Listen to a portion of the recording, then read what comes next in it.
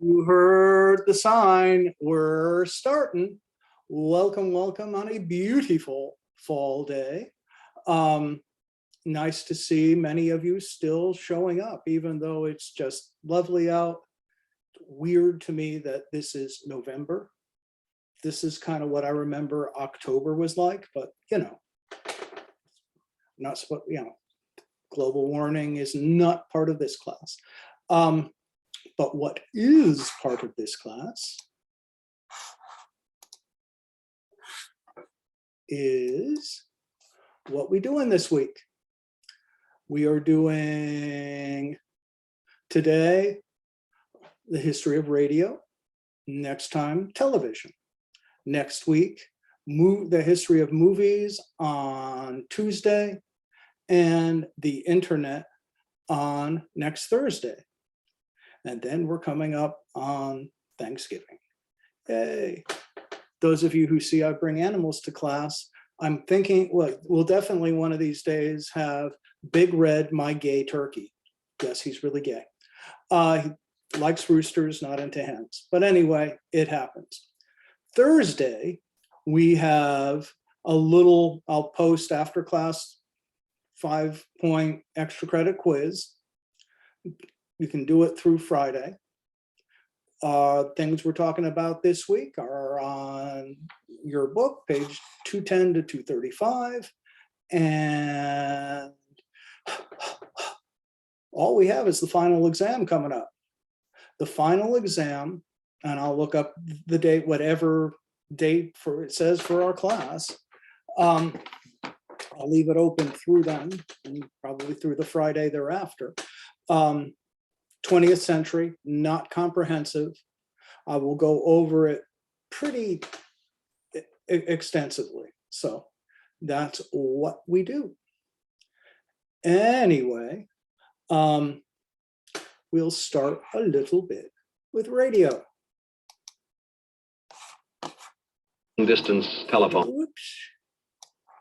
Okay. Help everyone explore new worlds and ideas. Support your PBS station. Yes. Okay. Let me set the mood here. Dim the lights, at least in my house.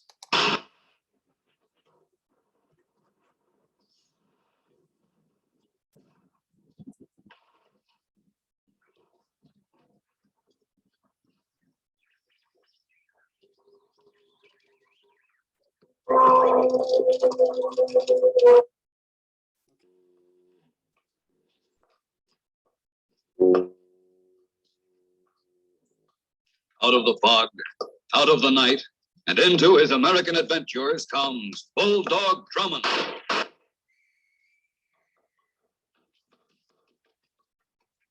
Sound itself attracts. Ask any eavesdropper. Sound is the first stirring of the infant. He hears sounds, he puts them together, and they cohere. Sounds have a romance. The sound of a cricket at night to establish mood in a radio drama. Very simple effect. The sound of thunder, the sound of rain.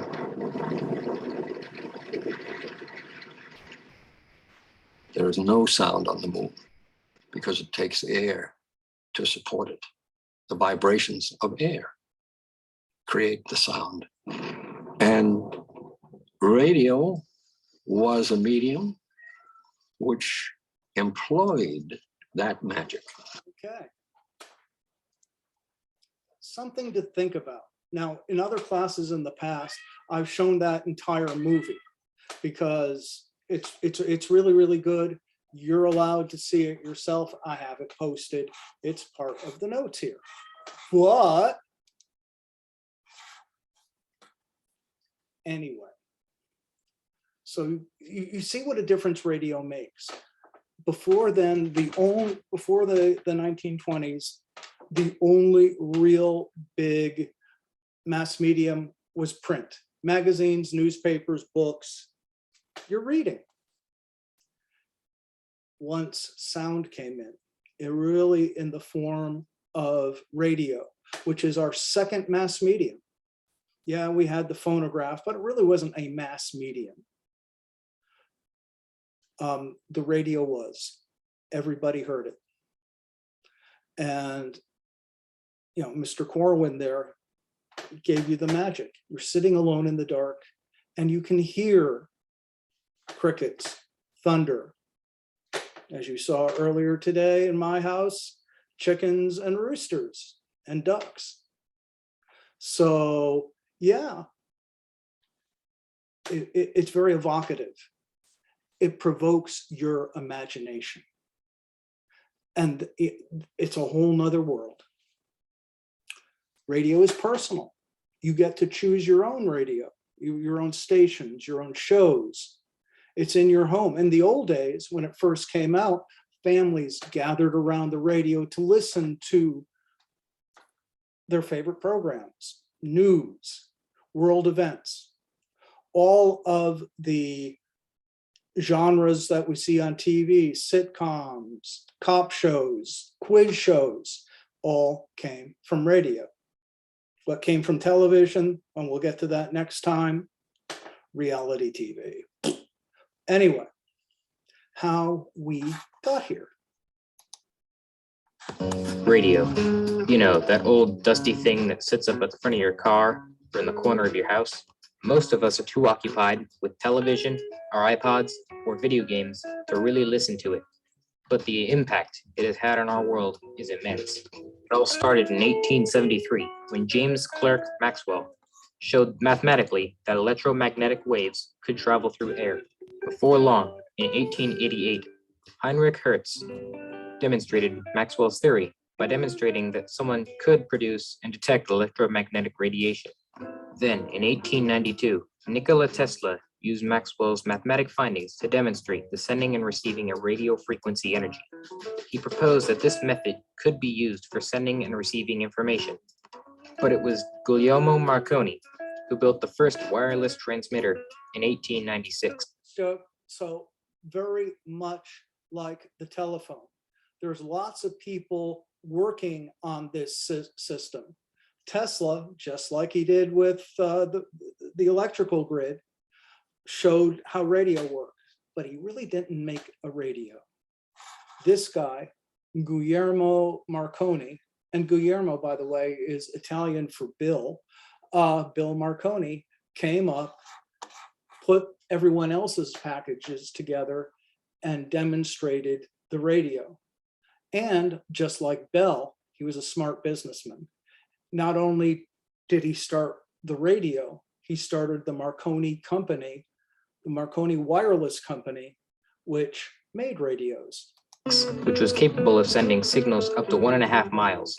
He then proceeded to develop the world's first transatlantic radio communication service between Clifton, Ireland, and Newfoundland in 1901.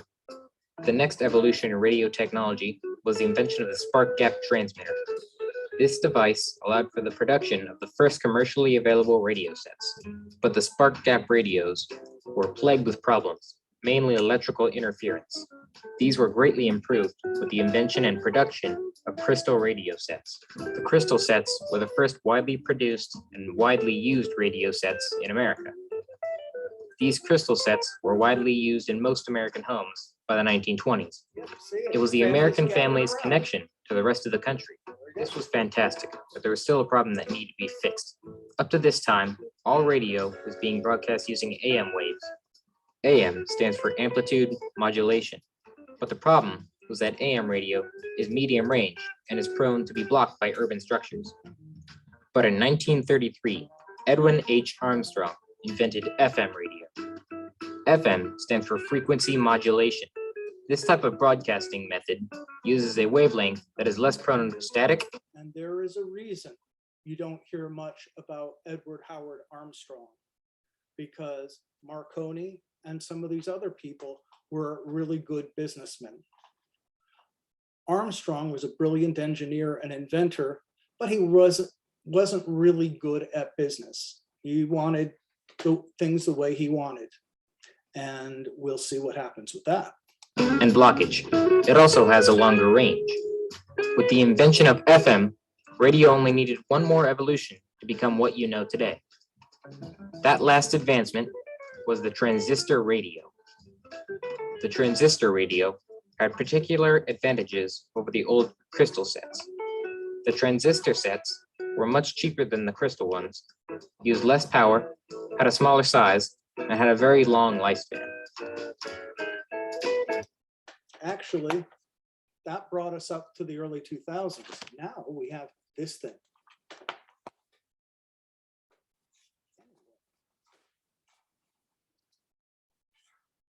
So, just a little background. Marconi put the radio together, transatlantic transmission. One of the big things, as Bill Clinton once said, should never let a good disaster go to waste. The Titanic sank in 1912, but it had a Marconi radio on it. The radio operator used the radio to ask for help, and the ship, the Carpathian, came and picked up 400 people. Rose, yes, Jack was frozen, but nevertheless, 400 people survived, and a lot is because of the radio.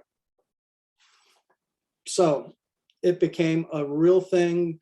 Laws were passed to put radios on all ships, but at that point, it was the wireless telegraph. It was point to point, one person to one person. You send a message, they get their messenger person to go out and send that message. It's one to one. The idea of taking the same technology and spreading it to a mass audience, that came from Lee DeForest. DeForest, we'll get to in a second, was kind of a shady character, but he had that idea, and he was the first person to broadcast the human voice, an opera singer.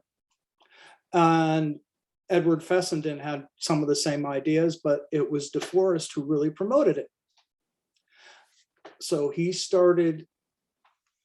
wasn't the inventor. Marconi was the big inventor, but DeForest took that invention and used it differently, not unlike the telegraph.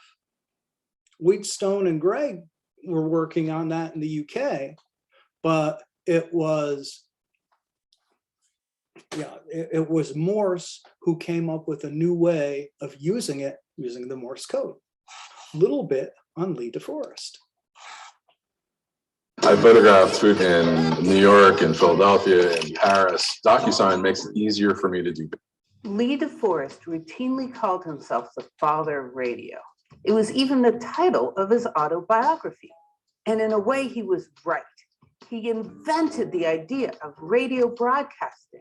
The idea, not the technology. Conducted some of the first radio broadcasts, and he even invented the most important device in all of radio, the vacuum triode, or the vacuum tube. However, he did this because he outright stole most of his ideas. Ready for this crazy story? Let's go. Electricity, electricity, electricity, electricity. Lee DeForest is a roue, a cad, a thief, and yet probably the man most responsible for bringing radio broadcasting to the American public. Lee DeForest grew up in the 1870s in Alabama to a stern preacher from the North. He was a lonely child. Yeah, he wasn't very pretty, but he thought he was pretty smart. Went to Yale, and then he worked. Okay. Lee DeForest got together with a man named Abraham White to create their own company, the American DeForest Wireless Telegraph Company. White thought it was the perfect vehicle to use DeForest's enthusiasm to oversell stock to the American public, and DeForest agreed, writing in his diary, quote, "Soon we believe the suckers will begin to bite." And bite they did. Soon the company had over $1 million. DeForest and White's major competition. They had $1 million, and then they folded the company took the money and ran. Was from Marconi's wireless. And Marconi's biggest weakness was how they received signals. See, Marconi used a coherer that was slow. Yeah, we don't have to really get into a lot of the technology. The difference is, see, Fessenden in Canada, DeForest visited Fessenden, thought, come back and I will make the Audion tube. And so Entered a World's Fair in St. Louis. They constructed a 30-foot tower to promote their business. While in St. Louis, DeForest heard a talk from a Danish man named Valdemar Poulsen about a new type of radio transmitter called an arc transmitter, where you used an arc lamp to amplify the signal and create. oh yeah, he stole another idea, made radio better, but it made it. Radio waves was not a new idea in 1904. Reginald Fessenden, the guy suing DeForest for borrowing a detector, had transferred sound with radio waves way back in 1900, although the quality wasn't very good. By 1904, Fessenden was working on an alternator, or a machine where you spun electromagnets very, very fast to make smooth radio waves for this very purpose. By the way, he succeeded in 1906 with, quote, perfect fidelity. However, Fessenden and Poulsen and almost everyone else was thinking of sending sound wirelessly to make a wireless telephone, not to make broadcast radio. There you go. Lee DeForest thought of it immediately. He predicted that, quote, someday the news and even advertising will be sent out all over wire. So whatever you think of DeForest technology, it was his concept that first said, hey, let's do broadcasting. DeForest tried to get his business partner interested in sending sound wirelessly with the Poulsen arc transmitter. He wasn't interested in using Fessenden's alternator because it was too difficult. Well, bottom line, he set up lots of companies, they all failed, but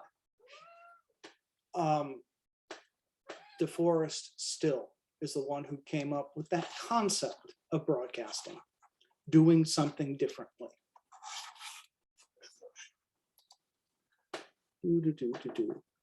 On the other hand, we have about the same time, Marconi's assistant, David Sarnoff.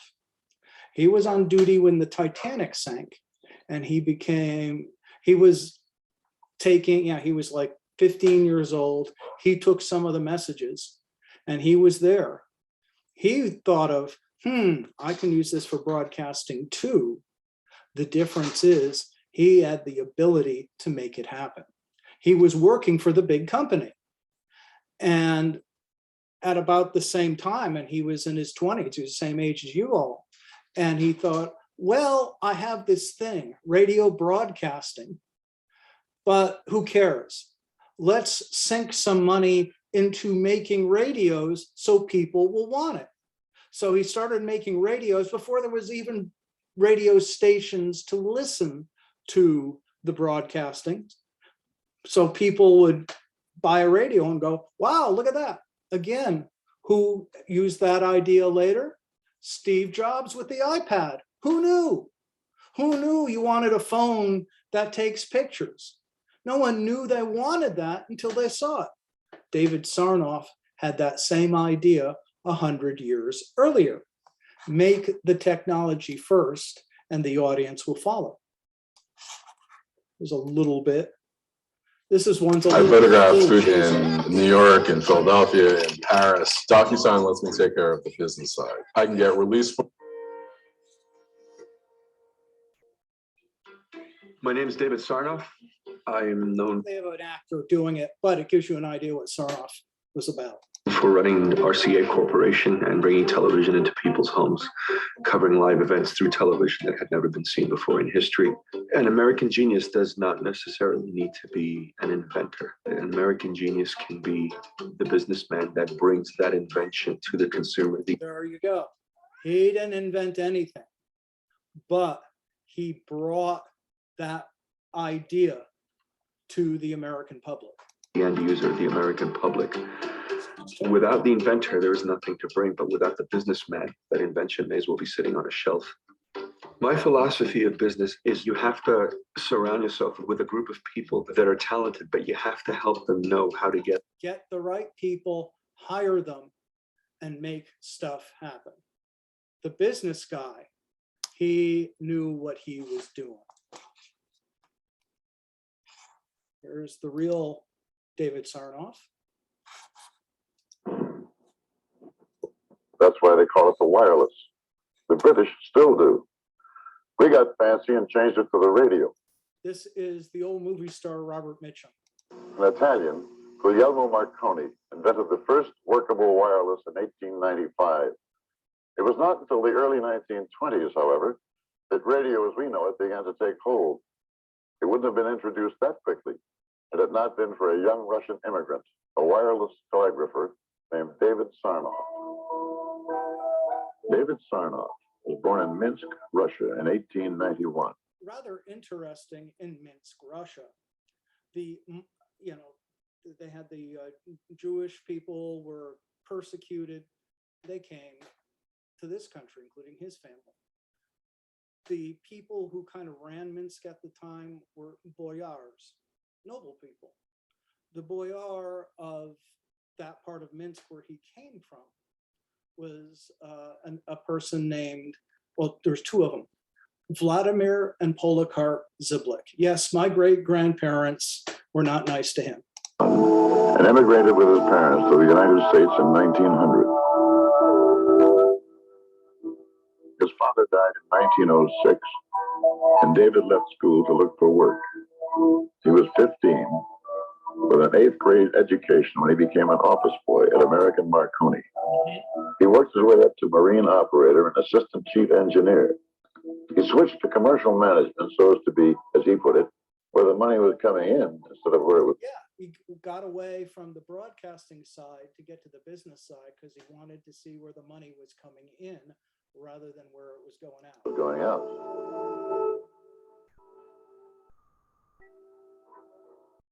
Seven years later, the Marconi Company became the Radio Corporation of America. In 1916, Sarnoff proposed that they begin manufacturing a simple radio music box that would make radio a household utility in the same sense as the piano or phonograph. Sarnoff thought the company would sell 1 million sets.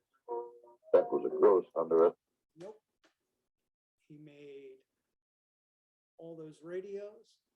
And by the way, one of the people who made it practical was Edward Howard Armstrong, the guy who would later make FM. Anyway.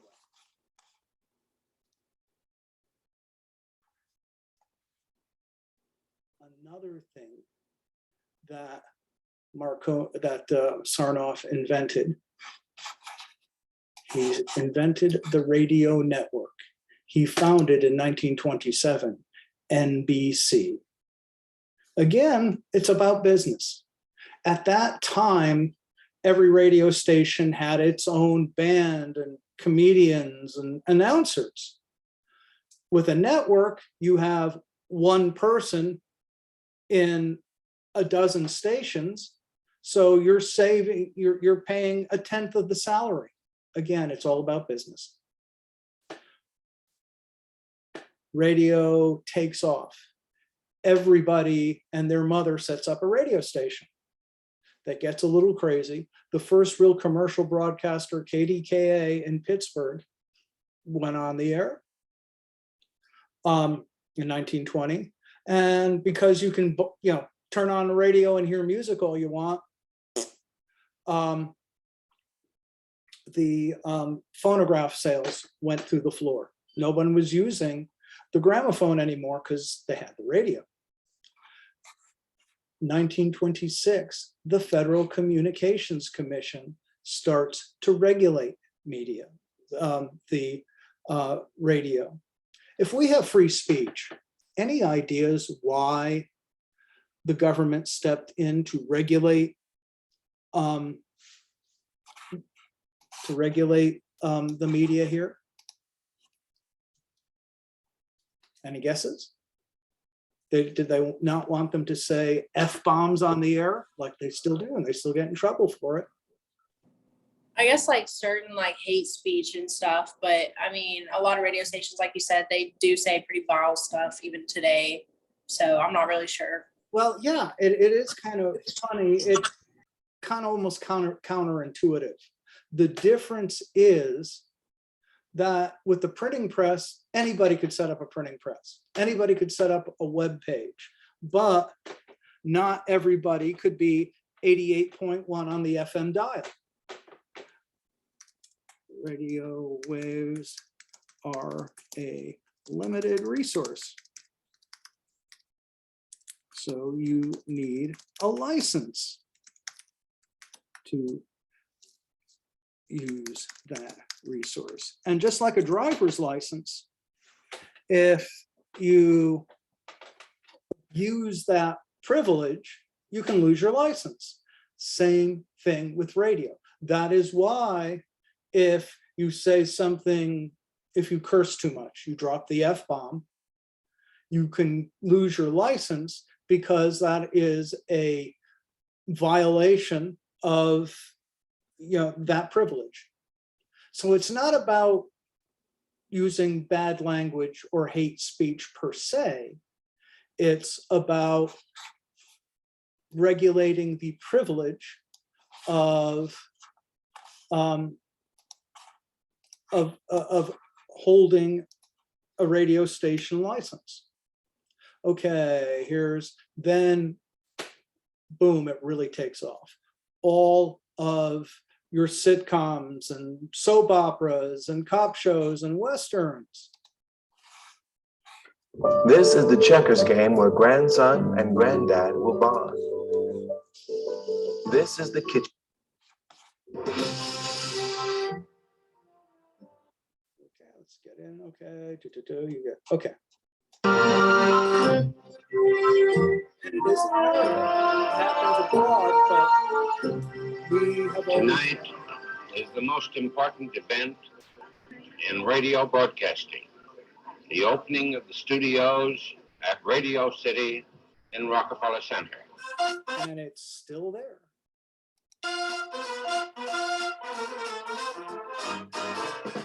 The 1930s are regarded as the golden age of radio because a lot of the commercial development had taken place by then. People say the Depression had an impact on that. Not only did we have a lot of radio shows available, but there wasn't a lot of money available to take part in other kinds of entertainment. So we have some marvelous, the news programs, the entertainment programs. Basically, that's Mayor Fiorello LaGuardia of LaGuardia Airport, who, like a lot of these folks, we saw Roosevelt using propaganda. He became a big name because he was on the radio.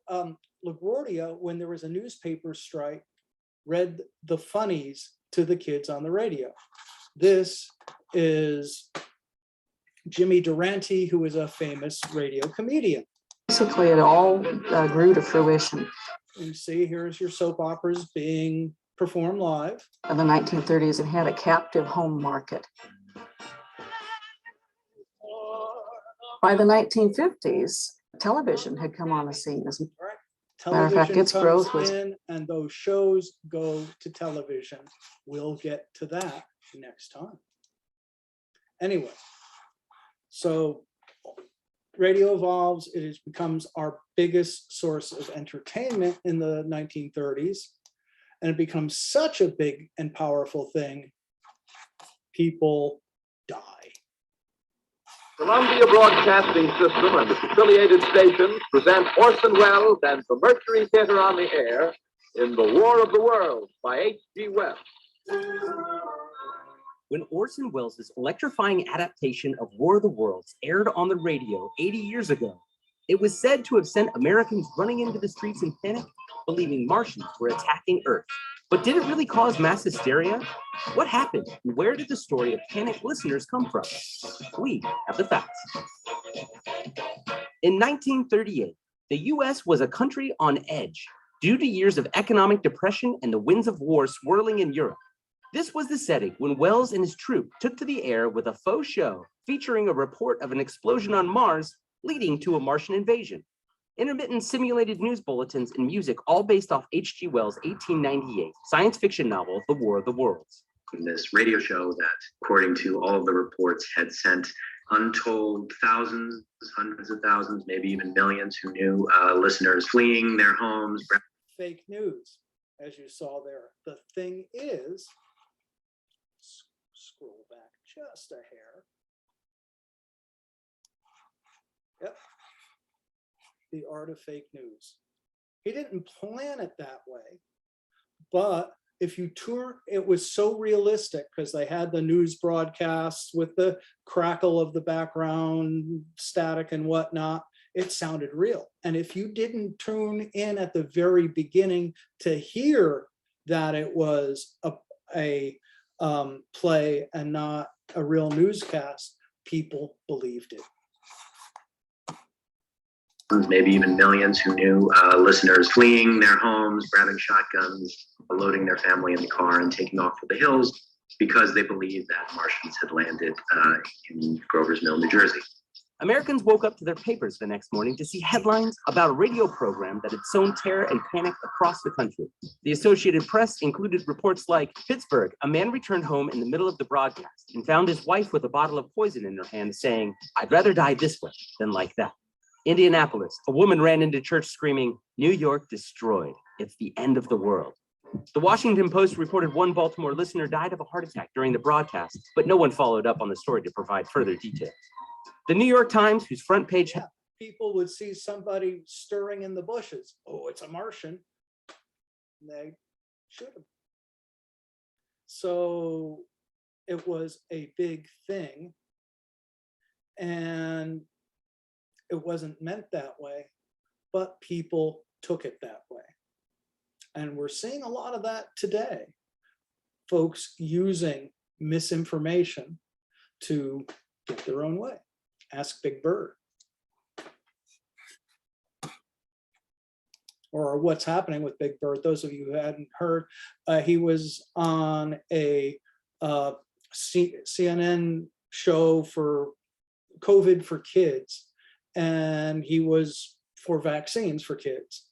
And a lot of people who might not have the best information are trying to put Big Bird on the menu for Thanksgiving. Anyway, it comes back. Yeah, totally never gonna happen. Well, some folks want it that way. Big thing is, and we'll get to, is does the War of the Worlds show that if you see something on the media, you're going to go ahead and believe what you hear and go ahead and do something crazy? Well, ask the folks who were at the National Capitol on January 6th. At the same time,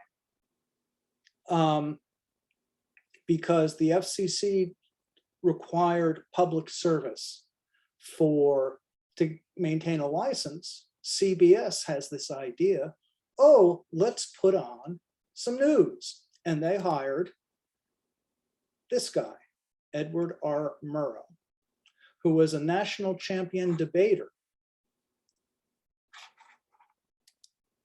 Once upon a time, there was a reindeer named Tiptoe who was scared to fly. Fly?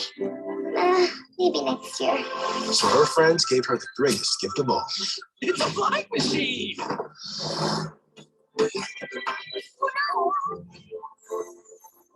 just have to believe. The gift of believing in herself. So, you ready to fly to Grandma's? Okay.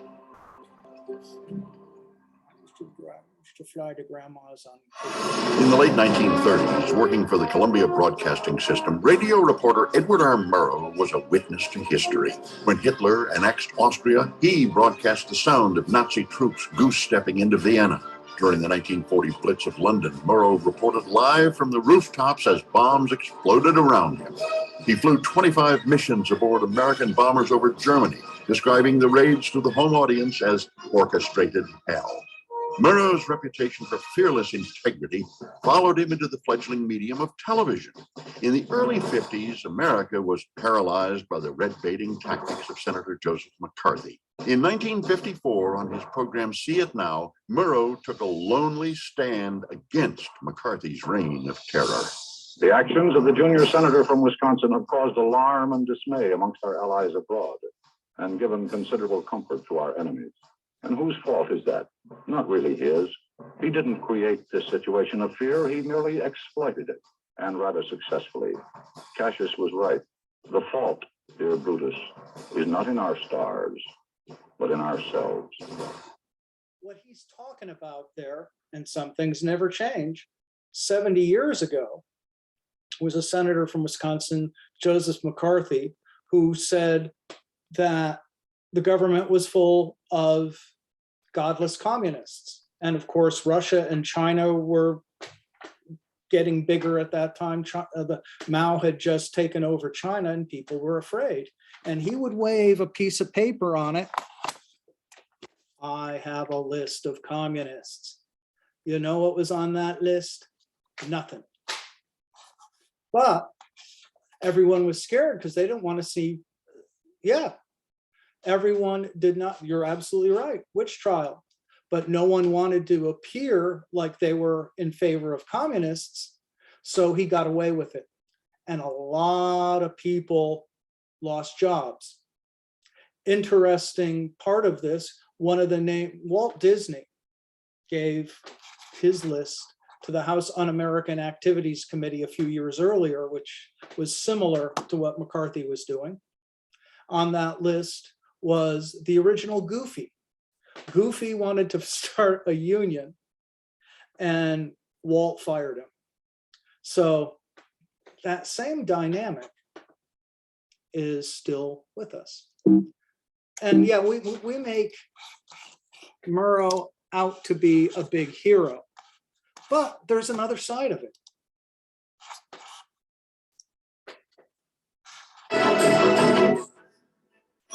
Greetings, members. I am the new manager here at Sam's Club. I just want to say this holiday season is about to be lit. Lit. You can. Time now for this weekend's edition of London Calling. Simon Bates takes a look at Edward R. Murrow's concerns over censorship during World War II.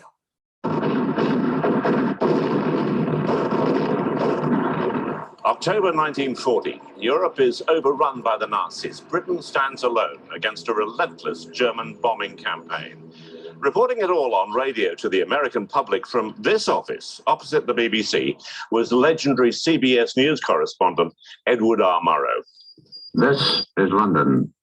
Murrow's reports were broadcast from the BBC studios, and they brought the war directly into America's homes. The noise that you hear at the moment is the sound of the air raid siren. Can you imagine sitting in your nice, cozy house here or in Knoxville or Nashville or New Haven, Connecticut, where I'm from, and hearing this and thinking, oh, gee, this is scary stuff. He helped convince the American public to stand up to the Nazis. But at that time, we were neutral. We did not want to get into the war.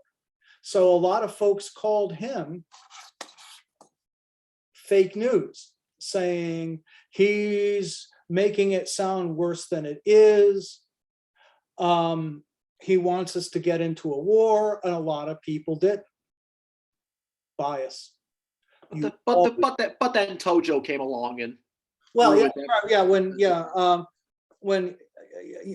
Yamamoto was the big admiral, when he attacked Pearl Harbor, oops, but we were ready to, because we didn't just declare war on Japan, we declared war on Germany too, and certainly Murrow laid the groundwork. So he gets criticized for that. My point is that there's always going to be accusations of bias, even if you're fighting the Nazis. Anyway, he all but made TV news. Then after the war,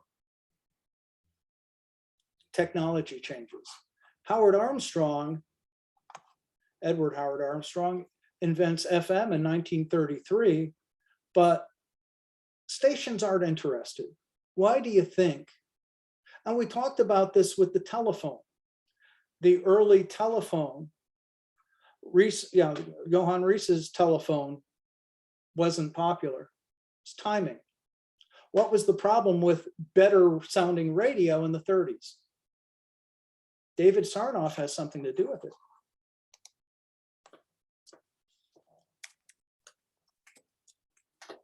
David Sarnoff had another invention. Can you guess what it was? Television. He was working on television. He didn't want to have to redo all of NBC's radio stations. He wanted to make them television stations. He didn't want this FM thing to get in his way. So he bought out Armstrong, gave him some money. But Armstrong went ahead and tried to set up FM stations. Every time he tried, he got bought out, blindsided, shut down by David Sarnoff, because David Sarnoff wanted us to watch television. Anyway, 19 years later, Armstrong, the brilliant, honest inventor, can't get anywhere. 1954, 21 years later since he started FM. One night, he had a big fight with his wife. He was drunk as a skunk, had a big fight with his wife, fell lower than whale poop, opened the window on his Manhattan penthouse, and jumped. He just couldn't handle it. So it shows you again what the businessman is, the one who succeeds, and the brilliant inventor doesn't always. Anyway, World War II listenership goes to TV. NBC is so big, they break it into NBC Red and NBC Blue. NBC Blue becomes ABC. Everybody goes to all the radio stars and shows become TV shows. What do you put on the radio? Remember, radio made phonograph sales go down. Radio brings it back. And what kind of music? Rock and roll. Again, the origins goes back to the Deep South, to music of the African-American population. Country, Joe McDonald, I've been beaten before. You start to hear music with an African-American beat and background. Nina Simone. You start to get bluegrass and country music starting to get more of a beat. You get rockabilly with that big bass line, again from the African-American blues. Buddy Holly, and then you have from Memphis in good old Tennessee, Mr. Sam Phillips, the record producer, says, find me a white guy who can sing like an African-American, and you have this. Born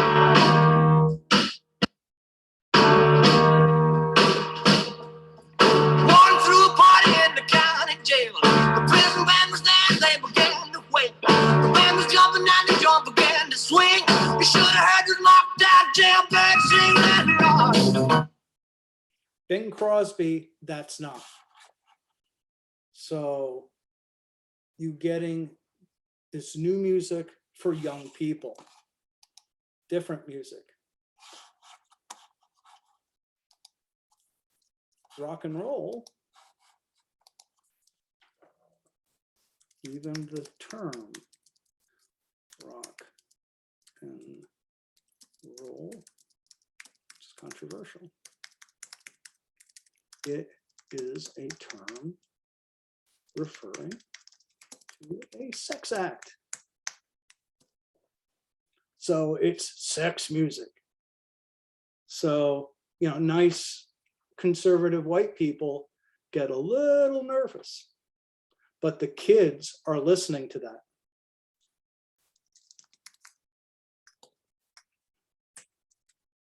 And so you start hearing different voices.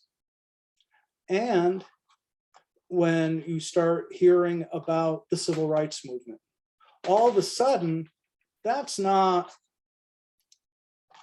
just Martin Luther King, it's Chuck Berry and Little Richard.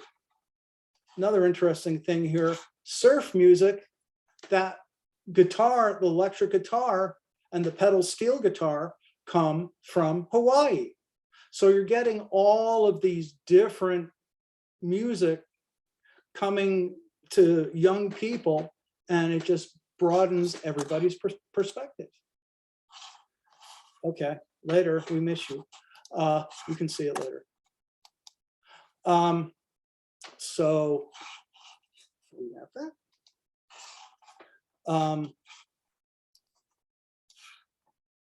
The 50s, again, it changed the music. Look at this, In Person, All at Once, Fats Domino, an African-American from New Orleans, with Jerry Lee Lewis from Hernando, Mississippi, the Everly Brothers from Kentucky, Buddy Holly from Texas. I don't know, okay. Danny and the Juniors, I think they're from New York. Paul Anka from New York. So you have all of these people on the same stage coming together. So again, into the 60s, you know, you have the big hits format, transistor radios allows young people to have little cheap radios of their own. FM comes back because people are listening to music. It's not just talk anymore, and you want the music to sound good. So, you know, 20 years after Armstrong's death, his invention becomes part of everyday life. NPR started in 1969, and that's, you know, strung a national network of news and culture together. A lot of people don't think that the government should subsidize news and culture. Well, again, debates that we can continue to have. I mentioned rap and hip hop in the 80s. I don't want to talk about disco in the 70s. It's not worth it. But rap and hip hop, again, another infusion of that African-American culture from the city, whereas the early rock really came from the deep South. This is, you get music from the inner city. 90s, you start hearing it on the radio, different formats. You have Christian and gospel. You have talk radio. You have classic rock. You have modern rock. You have classical music. We're not all listening to the same broadcasts the way they did 30 years ago. So if you're listening to something different than your neighbor, you're not really thinking the same things. Today, again, radio has many forms. Podcasting, you know, again, it's sound that you can send anywhere. So it's certainly a mass medium. It's a different thing descending from radio. Narrowcasting, kind of like podcasting, you could send to just your friends, just members of your church, just members of your political movement. So we're not broad anymore, we're niche, we're finding niches, and this is one of the reasons why we're still fairly divided. What's the future? Well, not sure, keeps changing, but radio will be with us. Stuff to remember. Many people in the background, Marconi put it together. Again, we'll see this again and again. Broadcast didn't come, the idea though, came from DeForest, and it was Sarnoff who made it happen. Just making, again, taking existing technology and using it differently. Sarnoff started RCA, again, making the equipment first and the market would follow. And it did. Technology first, people will use it. FCC gave licenses to regulate who gets a license. A license is a privilege. Murrow created broadcast news. Rock and roll brought African-American music to the mainstream. FM comes back, and in the 90s goes online, but radio is still with us, and it continues to evolve. Okay, covers history of radio. I'll save this and post it. Do we have any questions, comments? Braden, okay. Sorry about that. This is why I record and post these things, so you can go back for anything you want to miss. Anyway, that's what's going on. We'll have a little quiz. 1 question extra credit quiz posted Thursday. Any other questions, answers? What's going on? Well, I do appreciate it. You have a lovely rest of the fall day. Thank you, Jake. We'll talk to you soon. And I'll post this shortly.